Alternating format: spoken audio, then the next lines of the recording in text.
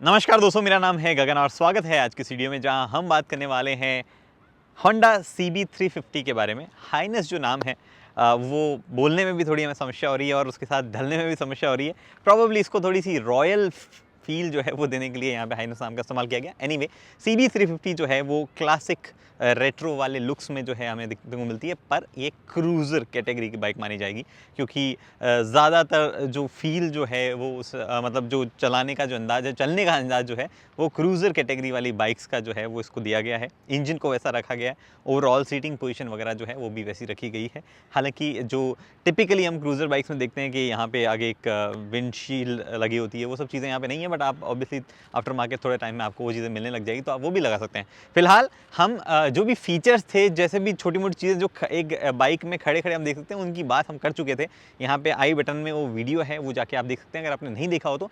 इस वीडियो में जब मैंने राइड की है CB350, उसके बाद में मेरे क्या इंप्रेशंस हैं उन चीज़ों की हम बात करेंगे। तो मोटा मोटी जो राइड से जुड़ी हुई चीज़ें, जो इंजन वगैरह, बाइक ओवरऑल कैसी लगती है चलाने में, उनसे जुड़ी हुई चीज़ों की हम बात करेंगे। लेकिन अगर कोई और चीज़ें जो मेरे को इस बीच में लग गई हो पॉजिटिव नेगेटिव, तो वो भी मैं यहाँ पे ऐड कर दूंगा। सबसे पहले शुरुआत करते हैं इंजन से।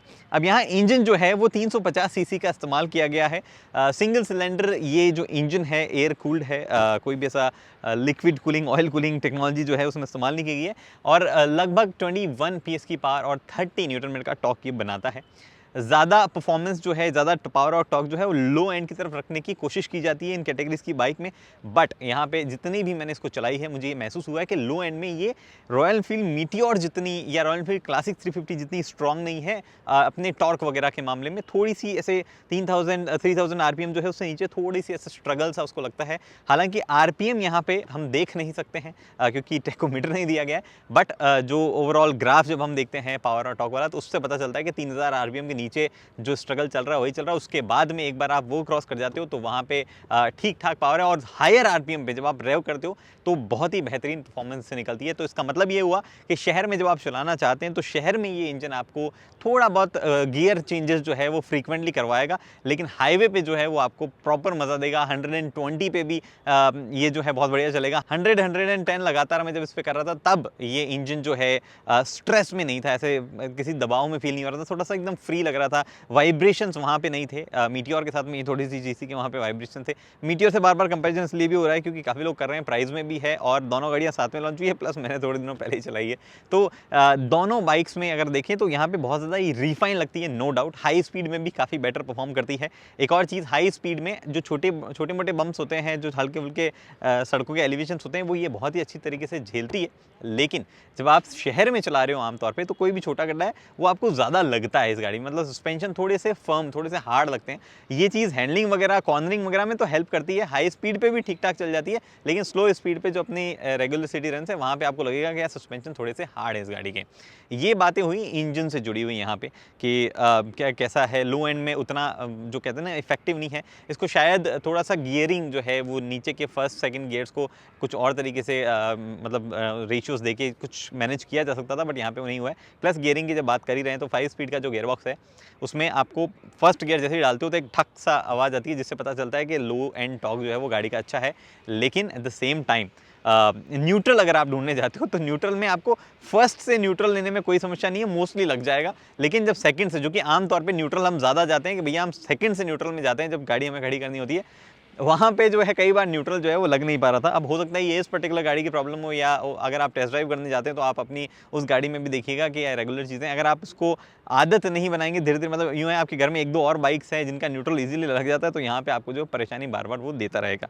गियर बाकी सीमलेसली शिफ्ट होते हैं, उसमें कोई बड़ी प्रॉब्लम नहीं है। पैडल थोड़ा सा ऊंचा है, मतलब पाँव जब फुटपैग है उसके मुकाबले गियर पैडल थोड़े से ऊंचे हैं, तो वहाँ पर आपको हल्की सी समस्या हो सकती है, थोड़ा सा आदत पड़ने वाली बात है। या आप प्रॉब्ली उसको नीचे की तरफ थोड़ा लो करवा लें तो ज़्यादा बेहतर होगा।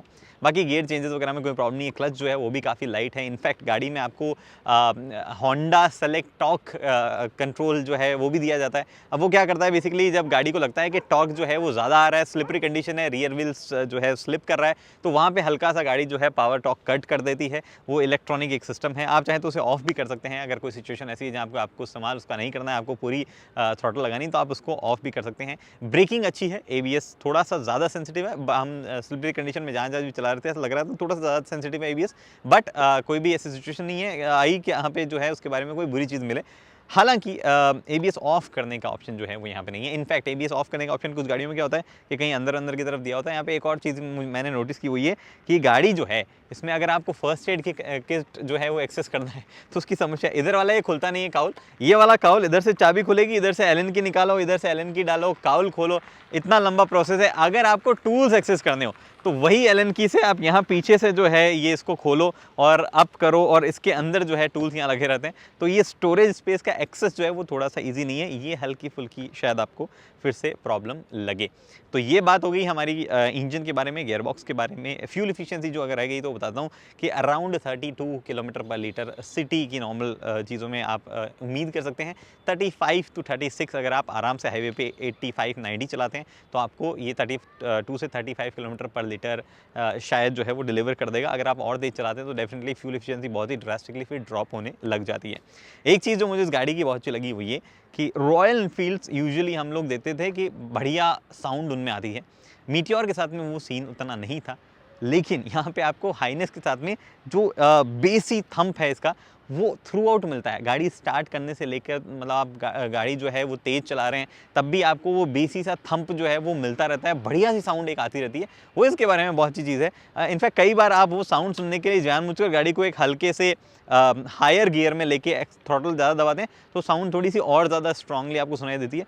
तो उस तरीके से करते रहते हैं, मैं उसको कई बार कर रहा था। हालांकि गाड़ी जब खड़ी रहती है तो वो साउंड इतनी एविडेंट नहीं है, बट चलते वक्त बहुत एविडेंट है।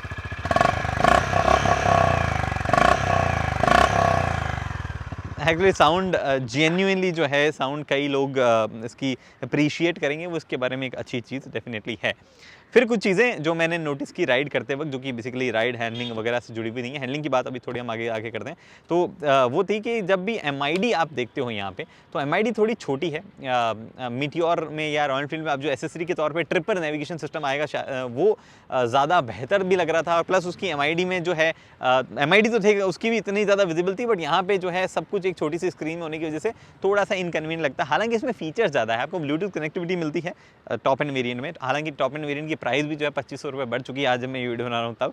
बट यहाँ पे जो है आपको ब्लूटूथ कनेक्टिविटी मिलती है, ये आपको फ्यूल एफिशिएंसी भी बताता है, रेंज कितनी बची है वो भी बताता है, और इसका जो फ्यूल लेवल इंडिकेटर है वो काफ़ी ज़्यादा रिलायबल है, मतलब काफ़ी सही रीडिंग बता रहा है इन कंपैरिजन टू जो सेगमेंट में बाकी गाड़ियाँ आती हैं उसके मुकाबले। वाइब्रेशन नहीं है तो आपको कोई भी है, मतलब ऐसे ये जो मिरर्स हैं इनमें देखने में परेशानी नहीं होगी, लेकिन मिरर्स छोटे हैं अपने आप में तो शायद वो एक समस्या आपको रहे। थोड़े से बड़े साइज़ के दिए जाते हैं या मिरर को कॉन्वेक्स कॉनकेव करके कुछ विजिबिलिटी उनकी बढ़ाई जाती तो वो शायद एक बेटर चीज़ हो सकती थी मिरर्स वाली। बाकी क्वालिटी जो भी इस्तेमाल की गई है स्विचेस वगैरह की वो बेहतरीन है, लेकिन जो रॉयल एनफील्ड है उसमें थोड़े से चौड़े और बड़े टाइप के पार्ट यूज़ किए गए हैं, मैट फिनिश में उपयोग किए गए हैं। ये जो ग्रैब हैंडल्स वगैरह के हैंडल के आसपास के जो एरियाज़ हैं तो वो ज़्यादा सुंदर लगता है दिखने में, लेकिन क्वालिटी बटन्स वगैरह जो है इसके भी बहुत शानदार है। थोड़े से ग्लॉसी टच नहीं देते तो ज़्यादा बेटर होता। फिर एक और चीज़ यहाँ पे होंडा CB 350 जो है वो शहर वगैरह में मनूवर करने में भी आसान है। सीट हाइट डेफिनेटली कुछ लोगों के लिए छोटी हो सकती है, कोई ऑप्शन भी नहीं मिलता है और लोअर सीट हाइट का। लेकिन अगर आपकी सीट हाइट अगर आपकी हाइट 5 फुट 8 इंच है या 5 फुट 7 इंच से भी थोड़ा ऊपर है तो I believe most of the situations में आपको कोई तकलीफ नहीं होगी। गाड़ी अगर आप मनूवर करें चलाते वक्त भी जो है हैंडल काफ़ी लाइट है, वो भी इश्यूज़ जो है वो आपको कुछ इस तरीके का देगा नहीं। सिटिंग पोस्चर जो है वो भी बढ़िया है, सीट की चौड़ाई भी बढ़िया है, तो लंबे टाइम तक, हालांकि मैंने लंबे टाइम चलाई नहीं है बट मुझे लग रहा है कि लंबे टाइम चलाने पर भी आपको कोई भी ज़्यादा पेन वगैरह जो है अपने पुष्ठों में नहीं होगा, वो भी चीज़ मुझे लग रही है। ये बातें ओवरऑल है CB के बारे में, इम्प्रेशंस जो है राइड से जुड़े हुए मेरे हैं। बाकी कुछ और मेरे ख्याल से रहा नहीं है जो मुझे बताना हो। एक और इंटरेस्टिंग टच मुझे लगता है यहाँ पे कि गाड़ी जब चल रही होती है तो फ्रंट जो आपकी ये देख पा रहे हो आप इंडिकेटर्स, इनमें हल्की सी एक लाइट सी जल रही रहती है, काइंड ऑफ DRL सी वो लगती है। और जब भी आपको मतलब ये रियर में नहीं जलती, एक अच्छी चीज़ है क्योंकि रियर में अगर ये जलती रहती है तो वो जो हमारा एक कल्चर बन गया है हैज़ार्ड लैम्प चला के बाइक चलाने वाला, वो और ज़्यादा उसको बढ़ावा मिल जाता। बट एज ए ब्रांड इनको पता है कि रूल्स क्या होते हैं, क्या रूल्स नहीं होते हैं, तो हैज़ार्ड लैम्प चलती गाड़ी में नहीं जलनी चाहिए, इस हिसाब से वो चीज़ नहीं दी गई है। और डेफिनेटली आपको इंडिकेटर वगैरह जो है उनको रेट्रो फिनिश में दिया गया, वो बहुत सुंदर लगता है। तो ओवरऑल सब चीज़ें जो है काफ़ी सही फॉर अ फर्स्ट प्रोडक्ट मतलब 350 CC first classic retro product India में उन्होंने ला के दिया हमें, उस हिसाब से तो बहुत ही मैच्योर और बहुत ही बढ़िया लग रही है। डीलरशिप्स अभी कम है, एक आध महीने में अगर बढ़ जाए तो आई थिंक एक बहुत ही बढ़िया सक्सेसफुल प्रोडक्ट ही हो जाएगा। अगर डीलरशिप्स होंडा जो है प्रॉपर्ली मैनेज नहीं कर पाई तो ये प्रॉब्लम हो सकती है कि CB 350 एक अच्छी बाइक होने के बावजूद बिक ना पाए। लेकिन अभी मुझे ऐसा कोई भी बड़ा जो कहते हैं ना कि नेगेटिव पॉइंट इस गाड़ी के बारे में नहीं लगता है। It's a good bike to cruise on highways वगैरह पे ले जाओ आप, लॉन्ग टूरिंग वगैरह आप इस पे कर पाओगे कंफर्टेबली। कोई भी ज़्यादा रिलायबिलिटी इश्यूज़ नहीं आए, हमने आज तक होंडा के साथ में नहीं देखे। इनफैक्ट रिलायबिलिटी में तो वो चैंप रहे हैं, तो वो भी इश्यूज़ जो है हमें वहाँ पे नहीं आएंगे। हॉर्न वगैरह सब बढ़िया है, फील्स बढ़िया है जो आपको बटन्स वगैरह से आती है, कोई भी ऐसा इशू जो है वो आपको देखने को नहीं मिलेगा। फ्यूल एफिशिएंसी भी एक्चुअली डिसेंट है फॉर अ 350 सीसी बाइक। तो फिलहाल दोस्तों इस वीडियो में इतना ही। उम्मीद करता हूँ वीडियो पसंद आई है। पसंद आए दोस्तों लाइक शेयर सब्सक्राइब आप कर सकते हैं। अगली वीडियो तक के लिए दोस्तों हेलमेट पहनिए, सीट बेल्ट पहनिए, सुरक्षित चलिए। धन्यवाद।